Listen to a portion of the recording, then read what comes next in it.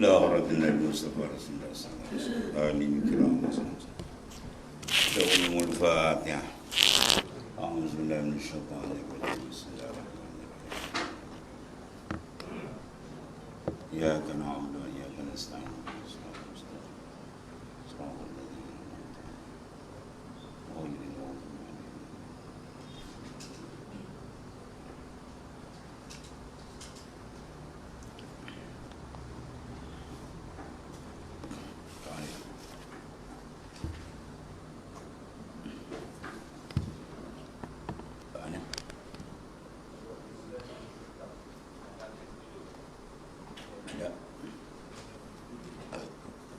Ada apa tu? Ada yang ke situ.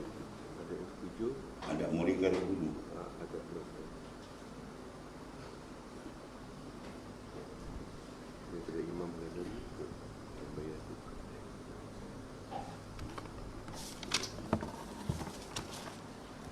Pasal orang belajar berilmu.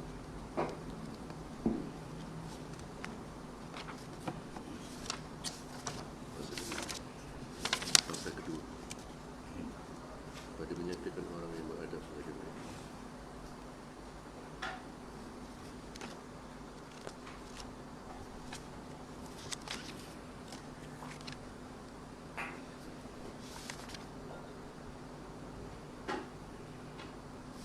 Ada yang ketujuh. Ada yang ketujuh. Okey. Bawah ni.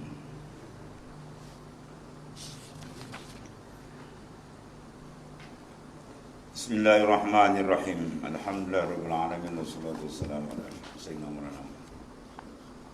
Qala mu'allif rahimahullah ta'ala. Dan dari kena ini berkata Imam Al-Ghazali situ dalam Bidayatul Hidayah, in kunta taqsid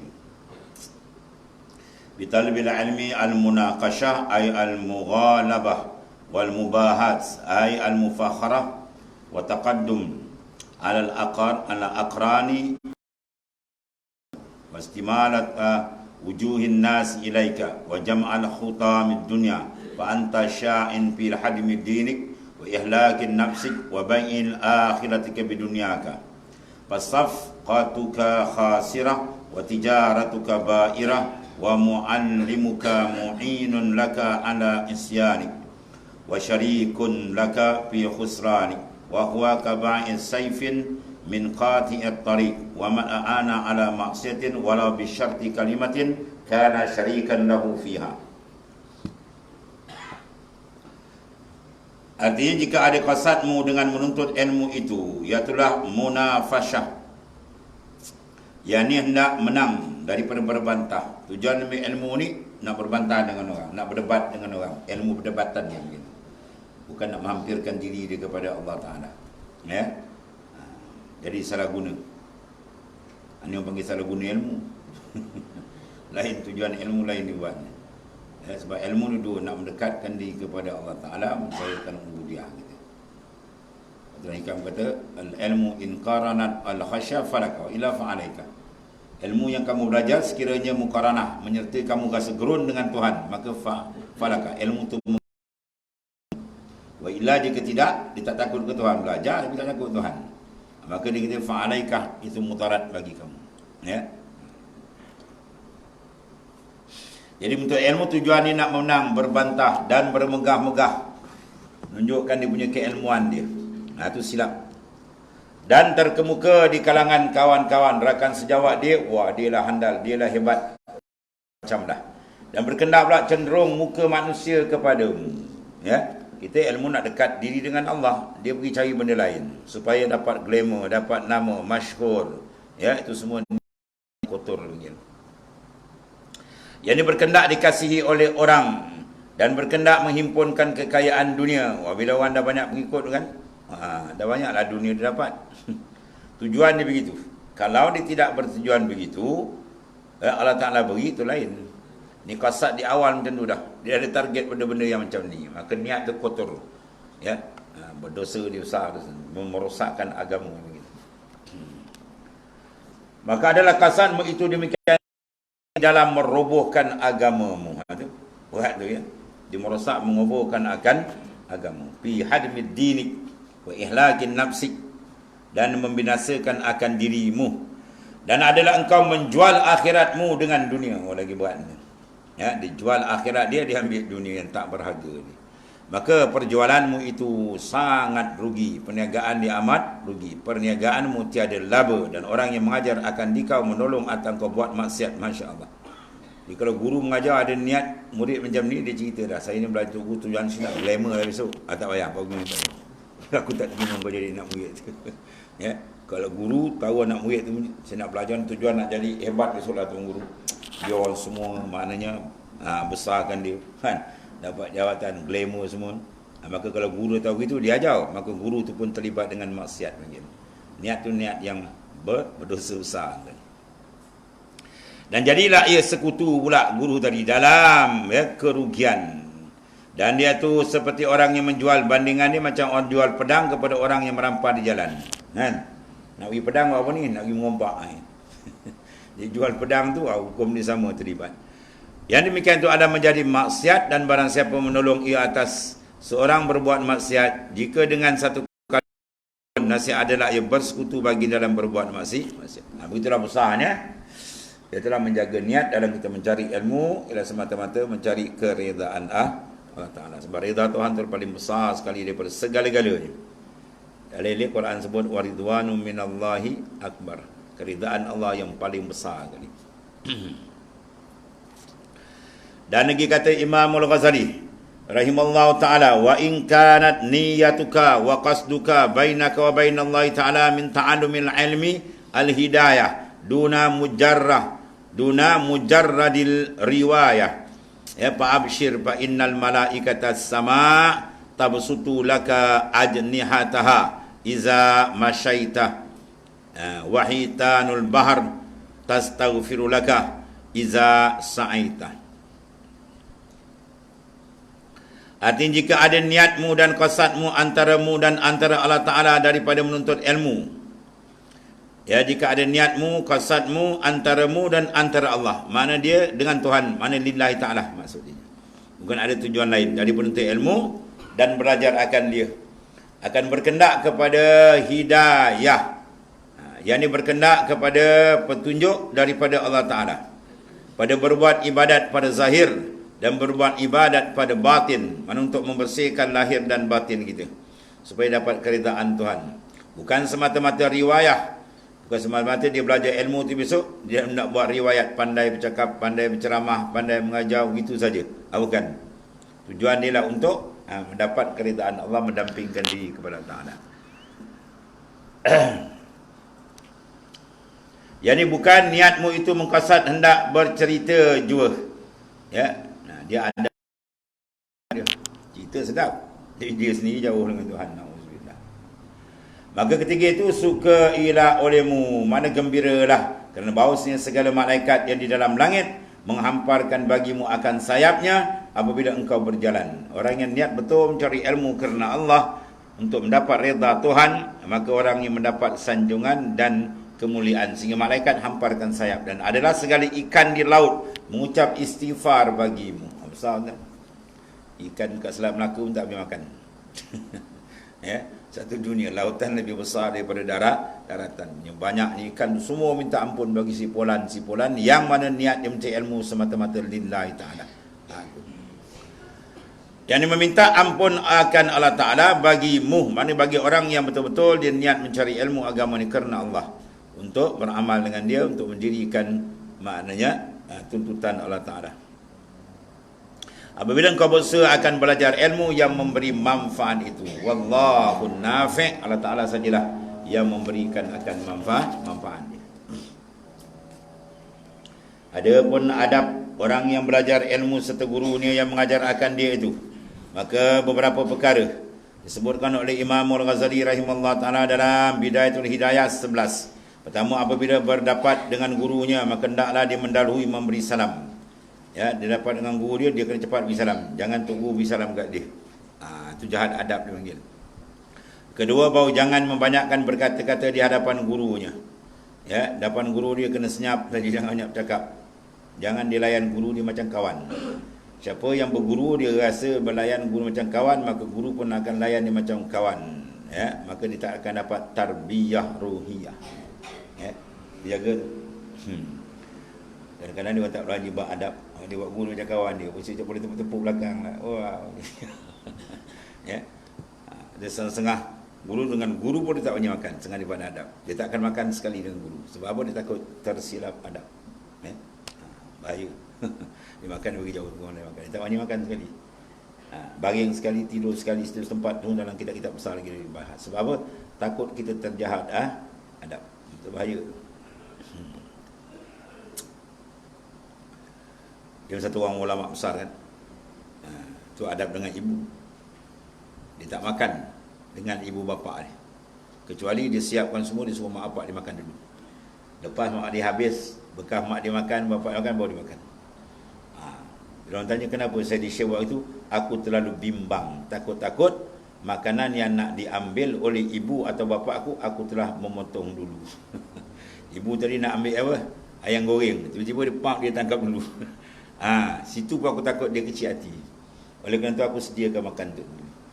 Bekal-bekal dia makan, baru aku makan. Ini terbalik, bekal dia makan, dia bagi mak dia makan. Wah, mak nak ambil tu ada lebih dari makan. Kau ingat mak kau kucing ke? Ini anak derhaka. Derhaka tak bau syurga, na'udzubillah. Ya. Dia kena jaga betul. Ini adab guru.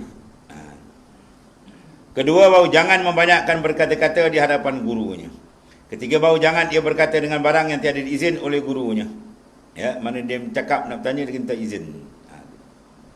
Keempat, jangan ia bertanya kepada gurunya melainkan kemudian daripada minta izin. Tuan tanya sikit, minta izin boleh? Sila.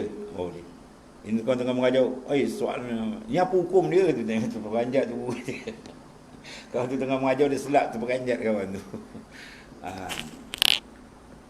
Yang kelima, bahawa jangan ia menyangkal perkataan gurunya dengan katanya si fulan menyalahi akan yang engkau kata itu atau barang sebagainya. Bila guru dia ceritakan, dia kata, saya mengaji empat lain tak sama untuk guru cakap lah. Jangan tu, jahat adab. Ya, sebab fiqh ni banyak khilaf kan.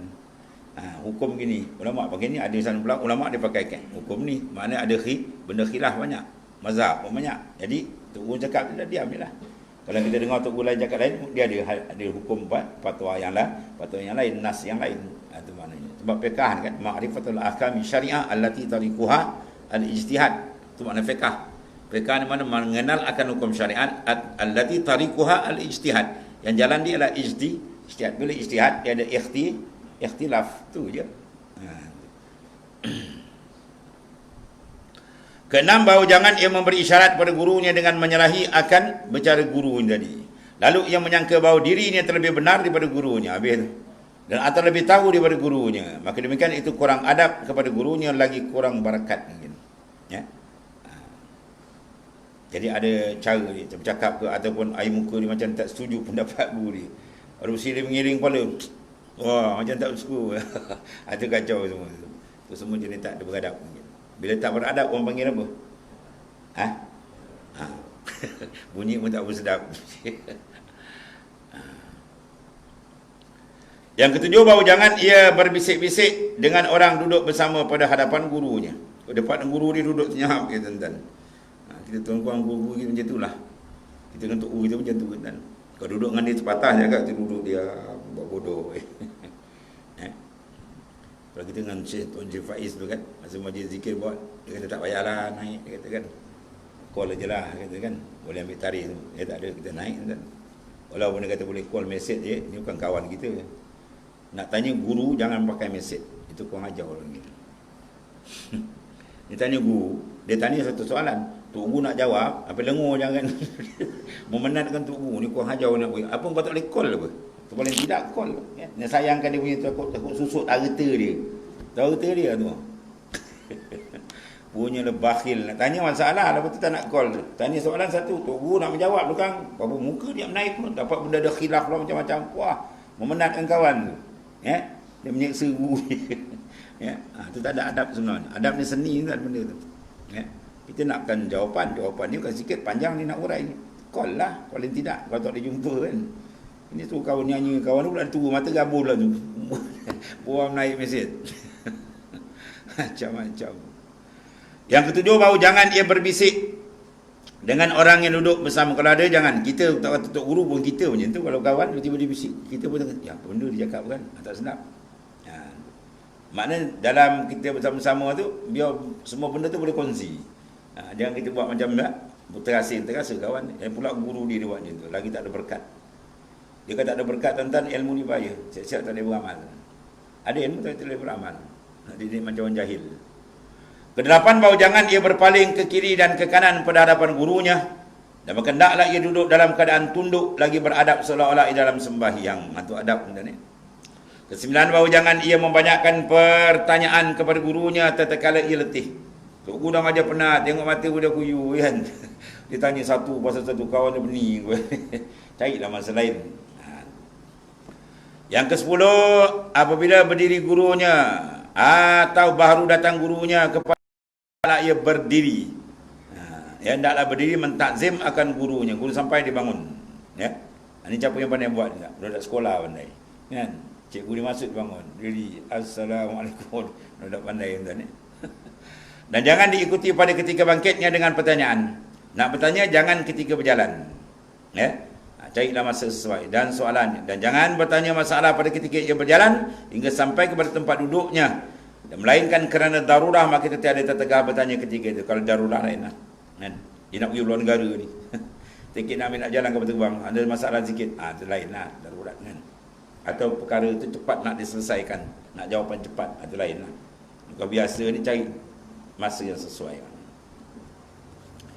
Yang ke-11, jangan jahat sangka akan gurunya pada segala perbuatan yang zahir menyalahi etikat dan bersalahan perbuatan gurunya dengan pengetahuan ataupun dengan adatnya.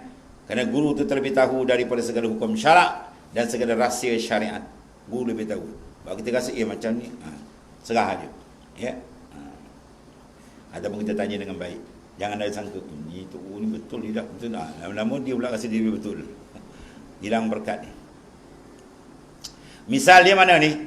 Dalam masalah ni seperti hikayat, mana cerita ialah Nabi Khidir AS dengan Nabi Musa. Kita Nabi Musa dan Nabi Khidir alaihissalam. Maka masa perbuatan Nabi Khidir alaihissalam merosakkan akan perahu orang yang tempat ia menumpang akan dia dan membunuh ia akan kanak-kanak yang belum berdosa, maka zahir perbuatan Nabi Khidir alaihissalam menyalahi akan syariat. Dan sebab itulah mereka menegur Nabi Musa alaihissalam akan dia pada permulaan persahabatan mereka, tetapi pada hakikatnya perbuatan Nabi Khidir alaihissalam tiada menyalahi akan syariat. Sebab ada dalam Quran diceritakan 3 perkara. Dipecahkannya perahu-perahu naik yatim pula. Tapi yang peliknya dipecahkan air tak masuk. Kan? Sebab ada perompak yang nak merompak segala perahu yang jadi selamat tak ada lah. Perahu dia pecah pun tak ambil. Dia ada hikmat di sebalik itu. Dan dari sebab itulah Nabi Musa alaihissalam pada akhir perbuatannya ia membenarkan akan Nabi Khidir alaihissalam, ya, dan mengakui kebenaran Nabi Khidir alaihissalam serta taslim, mana tunduk dan patuh ia akan dia.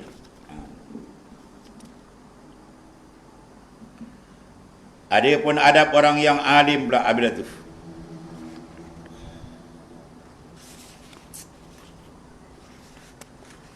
Adapun adab orang yang alim yang mengajar akan ilmu itu 17. Pertama, ihtimal, menanggung dan menerima satu datangkan oleh murid itu daripada pertanyaan dan pekerjaan yang menyusahkan akan dia. Yang hendaklah ia bersifat dengan sabar atas sesuatu yang menyusahkan akan dia daripada pihak muridnya, dan jangan lekas marah ia akan muridnya itu. Kan? Tadi murid, contoh dia nak bertanya, biar pilih keadaan betul, duduk betul kan. Tiba-tiba nak murid ni pergi langgar, tengah berjalan dia kejauh, tunggu tanya sikit. Kan? Kanak kiri dia jahat adab kan. Tapi guru pula dia kena sebalik, dia kena sabar. Dia maksudkan kau ni tak beradab tu kan. Dia kena sabar. Berarti guru bersabar, anak murid jaga adab. Oh cantik. Kan sama-sama jaga. Guru jaga adab dia, murid pun jaga adab dia. Oh dia cantik. Yang kedua, luzumul hilm. Yang ini lazim dia segianya bahawa orang alim itu bersifat dengan al-hilm, iaitu tidak lekas marah, sehingga dia lemah lembut. Supaya dapat dicontohi dan orang pun mudah mana dekat dengan dia. Yang ketiga, duduk dengan haibah, kelakuan yang tetap serta menundukkan kepala ni. Kalau dia duduk tu duduk dengan haibat betul. Kan? Yang tu duduk menyandar kaki melunjuk macam orang lapar. Tengok benda tu kan. Duduk kedai kopi pula macam orang kampung kan. Main kerem pula tu. Dia ada minat. Orang tanya kenapa makan ni, menguji, menajamkan akal ni. Menajamkan akal kau berzikir lah. Kan? Itu maknanya benda-benda yang menjatuhkan muru'ah. Muru'ah. Dia kena jaga tu. Sebab apa? Sebab dia bawa tu benda besar. Ilmu ta'ala tu benda besar. Bila dia nak sampai kat orang, mesti orang ada apa? Ada haibah kat dia, baru dia sampai. Kalau orang tak ada hebat, dia pun cerai benda tu. Sebab tu khatib bila baca khutbah, dia seorang saja sunat datang lambat. Kan? Yang lain semua datanglah awal. Kepala macam dapat kepala unta lah, kepala lembu kan, kepala kambing. Kecuali seorang, dia khatib. Sebab apa? Biar kedatangan dia tu last. Mana orang tunggu dia. Jadi dia naik atas mimbar kan, terus sampai auqa bin nafs. Lebih jatuh dalam jiwa manusia, dia cakap. Pum.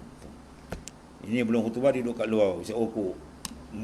Gurau. Lepas tu dia baca khutbah. Orang dengar bercerai. Tawar. Itu makna dia. Syarat letak tu ada tempat. Sebab tu kalau ceramah pun yang hebat-hebat, dia tak kendian. Orang menanti. Kan? Kalau tak dia dulu, lepas ceramah orang balik. Yang mana tak dengar, orang tak dengar. Itu semua dia punya apa tu? Hai'ah, kelakuan-kelakuan yang dah disusun oleh syarat cantik itu. Duduk dengan haibat atau kelakuan yang tetap serta menundukkan kepalanya. Keempat, jangan membesarkan diri atas segala hamba ta'ala. Guru ni mesti sifat tawaduk, melainkan atas orang yang zalim, kena menegakkan zalimnya. Ya, itu saja boleh. Yang kelima, memilih tawaduk yang merendahkan diri pada perhimpunan orang banyak dan pada hadapan orang banyak. Ya, pada hadapan orang ramai, kalau bagi dia tutup diri dia. Jangan dia nak ke depan nak apa tak.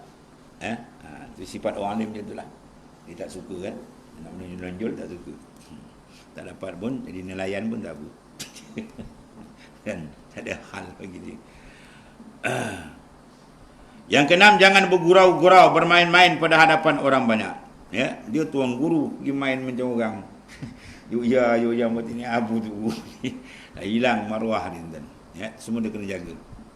Ketujuh, kasih sayang akan orang yang belajar kepadanya. Ya, itu sifat guru. Ambil berat, tak ada tanya apa semua, itu cara dia lah. Dan berperangai dengan lemah lembut terhadap perkerjaan dan perkataan murid tadi. Dan hendaklah memperlakukan muridnya seperti anaknya sendiri. Kerana sabda Rasulullah SAW, innama ana lakum kal walid li waladih. Artinya, aku bagi kamu, kata Rasulullah SAW pada sahabat, seperti bapa bagi anak.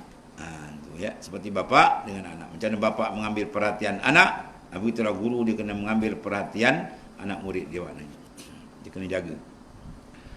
Dan kata Imam Al-Ghazali rahimahullah ta'ala, tetapi Rasulullah SAW lebih lagi kasihnya akan umatnya itu daripada bapa bagi anaknya. Ya, itulah kasihnya. Dan ada hadis yang macam-macam Rasulullah. Sehingga ada satu doa yang sangat hebat dikhaskan pada Rasul semua Rasul dah ambil. Rasulullah tak ambil. Rasulullah kata, aku nak simpankan bagi umatku di akhirat itu. Masya Allah. Ya. Kerana Rasulullah SAW itu bapa pada hakikatnya. Dan dengan dia sebab lepas daripada neraka. Ya, dengan sebab kita taat kepada Rasulullah SAW, lepas daripada neraka. Man tamassaka bi sunnati dakhalal jannah. Siapa berpegang teguh dengan sunnahku, jaminan syurga dia. Dan kekal di dalam syurga tadi. Demikianlah juga guru itu, bapa yang dibangsa kepada roh. Dia panggil bapa hakikat, bapa rohani. Lebih daripada bapa jisim. Nak bandingkan guru dengan bapa, lebih guru daripada bapa dia. Oleh kerana inilah, maka hak guru terlebih dahulu daripada hak ibu bapa. Itu hukum sebenarnya. Ini tidak, guru ajar, ustazah ajar anak dia, ustazah suruh mengangkat. Punya puaka betul. Tengok orang hajar. Orang jenis babi lagi baik pada dia. Babi pun tak buat. Orang hajar. Sayyidina Ali kata, kalau orang tu mengajar kamu satu huruf je, alif dia mengajar kamu, maka dia boleh hak menjual kamu, kata Sayyidina Ali. Nak cerita apa besarnya ilmu kan. Orang tu mengajar anak kita suruh mengangkat punya gila kan.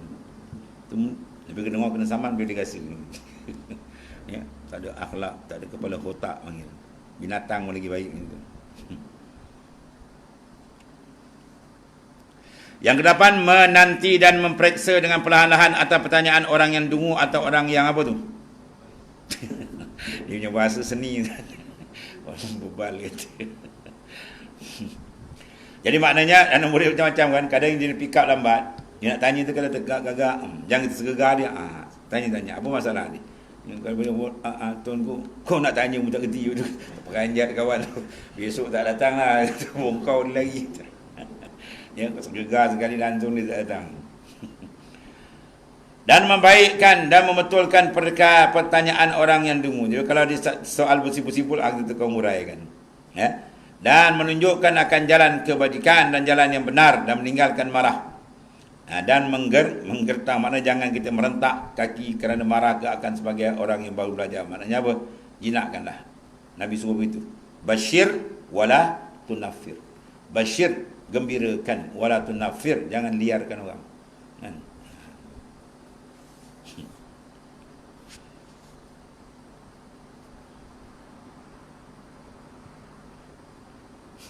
Ada seorang ustaz tengah menggarang tadi. Dia pantang dia kalau dia mengajar sandar kat dinding. Dia pantang kan. Kena orang tu pula lepas operation patah kaki, dia kena sandar. Dia marang, kau ingat bersandar macam toki babi gitu kawan tu peranjat. Dia kata peranjat mengaji dengan dia sentak-sentak dan garang pula lalu gitu. Tapi ramai kau ikut dia pelik ke. Orang seronok dia tak tahu macam-macam sana. Dia pantang ni kalau dia ngajar, orang tak ada kitab, kau marah dia. Kau kitab pun tak boleh beli, kata. Sport rim kau boleh beli tak? Sport rim kereta kau boleh beli. Kau pergi finance lah dia kata. Kau pergi finance. Macam-macam.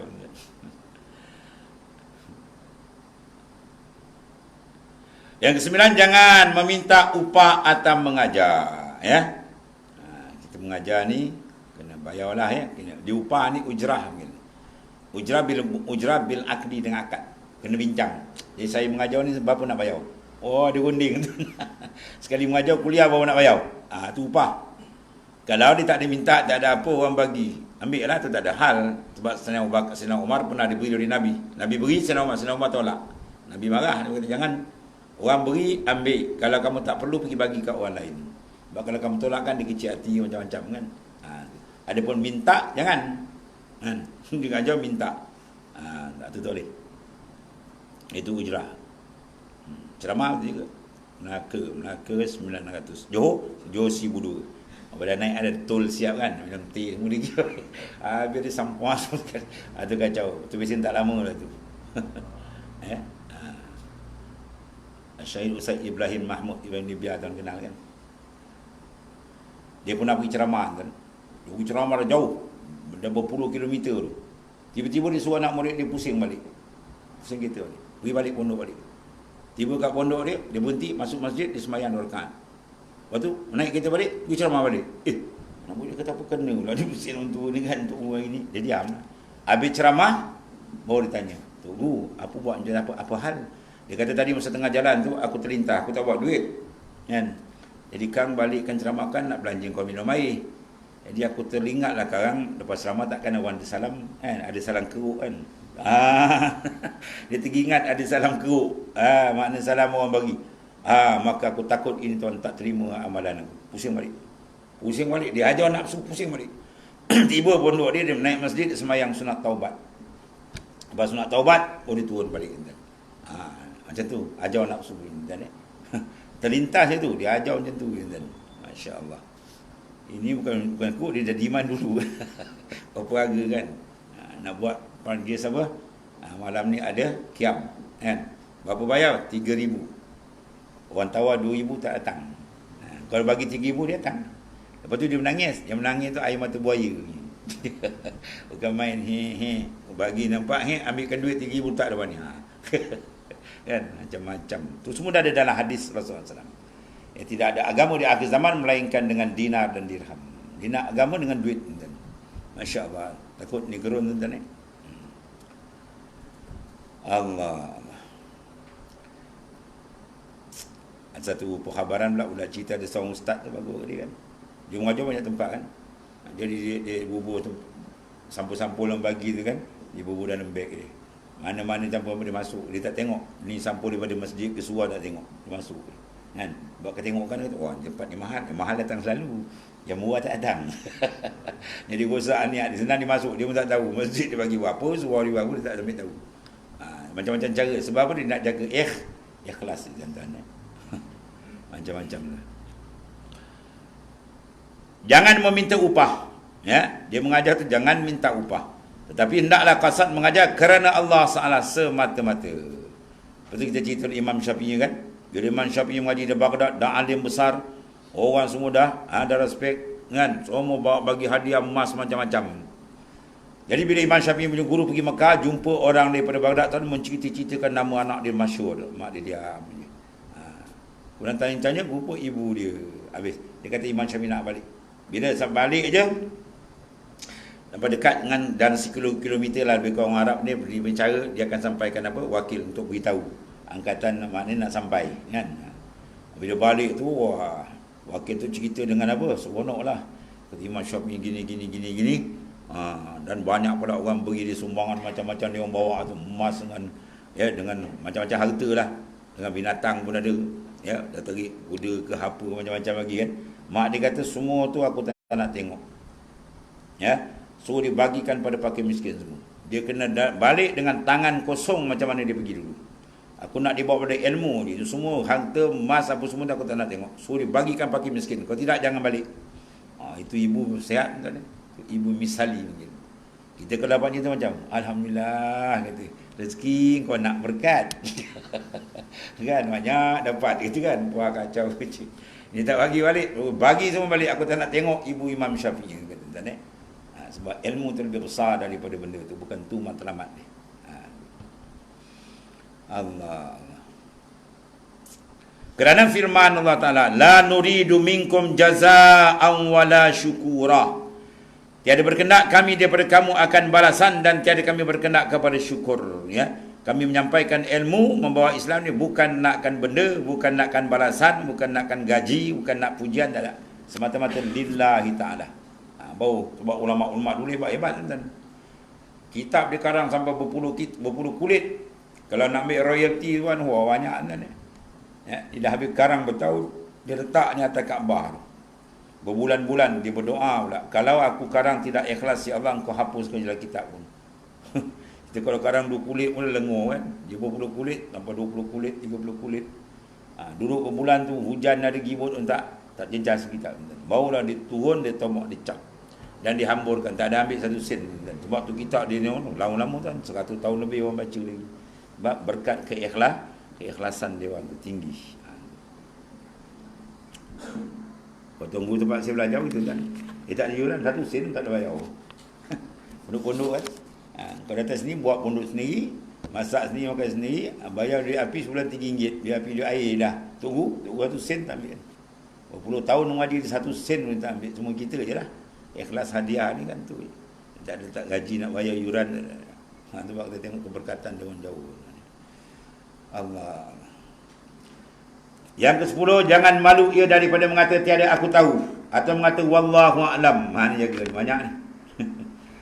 Dia ceramah-ceramah orang ramai kan, bila orang tanya soalan disangkut dia dijawab juga tuan. Ya. Masalah ni saya rasa yang ni lah. Oh ni rasa-rasa. Mengakui nak kata. Ya. Dia tak jawab tak jelas, jawab paling tepat wallahu a'lam. Tu paling tepat tadi. Tapi oleh syaitan nafsu juluk, kau ni orang ni besar orang ramai yang tak jawab, malu lah kata kan. Itu menguji nafsu ya. Al-ilmu salas, Al-Quran was sunnah wa kalimatul la adri. Ilmu tu 3 je, Quran, sunnah dan kalimah wallahu alam. Ya. Agak tak jelas je potong sab wallahu alam insya-Allah. Nanti lain masa saya semak balik. Itu orang yang amanah dengan ilmu. Kita pula kata Allah. Tak hebatlah tanya pula nanti jawab. Kau ingat main kuis teka-teki juga. Ini hukum Tuhan amanah besar. Ya. Kalau dia teka sekalipun betul, tetap hukum dia haram sebab dia berani dengan hukum Allah dalam keadaan dia tidak jelas. Dia nak jawab mesti jelas betul baru dia boleh hukum. Boleh dinyatakan jawapan dia. Maka hendaklah dia mengata wallahu alam atau tidak aku tahu masalah ini. Dan jangan malu mengatakan demikian itu, ya. Seperti dalam hadis Nabi sebut anna rajulan sa'ala Nabi sallallahu alaihi wasallam ayul biladil syarr faqala la adri hatta asala Jibril fasa'alahu faqala la adri hatta asala Rabbal Izzah. bahawa seseorang lelaki bertanya kepada baginda sallallahu alaihi wasallam, apa dia negeri yang terlebih jahat? Maka sabda Nabi sallallahu alaihi wasallam, wallahu alam, mana tidak aku tahu hingga aku bertanyalah, aku tanya Jibril. Bertanya Nabi SAW pada Jibril pula, maka Jibril kata, tiada aku tahu hingga aku tanya Allah Ta'ala. Ya. Jadi maknanya apa? Jangan segan mengatakan wallahu alam. Tapi kalau tanya semua Allah alam ni lama tak jadi kan? Tanya wallahu alam, wallahu alam. Wah, ni ustaz wallahu alam ni. Tu jawab wallahu alam.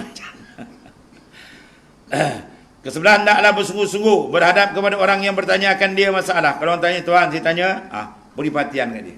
Jangan tanya dah apa, muka buat lain. Nanti waktu kecil hati. Dan jika tiada faham akan pertanyaan, maka hendaklah menuntut faham akan masalah supaya menjawab akan soal orang itu dengan baik. Bila tak jelas, ya ulang balik, kurang jelas. Kan? Kadang-kadang orang tak boleh tanya, bukan dia tanya, dia cerita. Kita tanya apa soalannya, dia cerita lagi, macam-macam pesen tadi. Orang buka soalan, dia buka huraian. Macam-macam sebenarnya. Dan ke-12, menerima dalil yang membenarkan perkataan orang lain dan muridnya atau muridnya, dan jangan ditolak dalilnya itu sebab malu daripada orang ramai, dan mengikut akan benar wajib, dan jikalau daripada orang bawah kita sekalipun. Ibu satu masalah dia sangkut, tiba-tiba anak murid tahu, yang saya ingat nas dia begini tu, betul lah tu. Kena cakap apa? Betul. Alhamdulillah banyak. Anak pun lupa tu. Jangan tu. Ya ke? Kau ni pandai. Kau aku jangan pandai. Wah. Ini macam nak bergaduh. Ya. Dia tanya kau aku jangan pandai. Itu habislah. Sebab menerima kebenaran tu wajib. Kita manusia kan bukan ingat semua kan. An-nas la yakhlu anil khata' wa nisyan. Manusia selama nama di manusia dia tak sunyi pada tersalah dan tersilap. Itu bahasa lah. Sebab tu Sayyidina Ali kata apa? Unzur ma qal wala tanzur ila man qal. Pandang apa yang dia cakap. Mana kalau dia cakap tu betul, terimalah. Wala tanzur ila man qal, jangan pandang orang cakap. Dia pandang orang hebat, dia cakap tak betul, kita terima juga, tak boleh. Pandang apa ucapan dia betul, terima walaupun daripada orang bawah. Ke-13, mengikut betul Rasulullah SAW. Sayyidina Salman Al-Farisi, umur dia 18 tahun, mencadangkan gali parik handak, diterima pakai oleh Rasulullah SAW. Pada umur dia belum 20 tahun, 18 baru kan. Kalau orang ego, engkau budak lagi belas tahun kata. Pandang orang lain tadi. Wah. Jadi tak, benda tu betul dia pakai. Ke-12, mengikut yang benar dengan kembali kepadanya ketika tersalah ia pada satu daripada masalah atau lancar terlajak lidahnya kepada sesuatu yang bukan dikendaki. Kadang-kadang tersilap sabkul kalam kan. Bila orang tegur, alhamdulillah, terima kasih ya. Saya pun tersilap tadi. Cakap dia senang. Ke-14, menegar ia akan orang yang belajar ilmu memberi mudarat akan dia. Yang belajar anak murid ilmu kemukan, ilmu sihir ke apa aja yang bagi dia belajar. Yang ke-15, menegar ia akan orang yang mengkasat belajar ilmu memberi manfaat itu akan yang lain. Kita dengar dia cakap tu, ada niat lain daripada Allah Ta'ala. Ada niat tujuan-tujuan nak pergi nasihatkan dia balik. Ke-16, hendaklah ia menegar akan orang yang belajar ilmu fardu kifayah dahulu selesai ilmu fardu ain. Ya. Tak selesai fardu ain, tiap-tiap langkah dia dilaknat oleh Ta'ala. Uzubillah. Sebab itu kena selesaikan ilmu fardu ain. Usul, ilmu akidah, ilmu tauhid, ilmu fiqh dan ilmu tasawuf. Itu 3 ilmu sampai dalam hadis sahih oleh Nabi sallallahu alaihi wasallam. Selesaikan dulu. Dan ilmu fardu ain itulah membaikkan ia akan yang zahir, ilmu fiqh, dan yang batin, ilmu tasawuf. Ya. Dan dengan takwa, inilah ilmu yang memberi manfaat supaya mengerjakan ibadat yang zahir dan yang batin, dan menjauhkan maksiat yang zahir dan maksiat yang batin, seperti tersebut dalam kitab ini. Kitab apa? Kitab Ihya karangan Imam Al-Ghazali sallallahu alaihi wasallam. Ada di antara dia. Kemudian wallahul hadi ila tariqim mustaqim, atau yang memberi petunjuk kepada jalan yang lurus. Dan satu lagi ke-17, hendaklah ia mengamalkan akan ilmunya. Itu paling penting sekali. Ulama bila beramal ilmu, dia ada apa? Manfaat dia ada. Nampak dia punya kelebihan tu ada. Karamah dia ada. Ya, supaya diikut oleh orang belajar akan ilmu, akan amalnya dan perkataannya. Itu di antara adab-adab guru sendiri kena jaga supaya ilmu sama-sama dapat keberkatan dan dapat diamal dengan ikhlas. Wabillahi taufik. Habis. Kemudian al-faslus salis fi bayani afatil ilm wallah. Bismillahirrahmanirrahim. Alhamdulillah. Sayyidina Maulana Muhammad. Fa inna khaira kullahu bi yadi wa anta bil ma'ruf.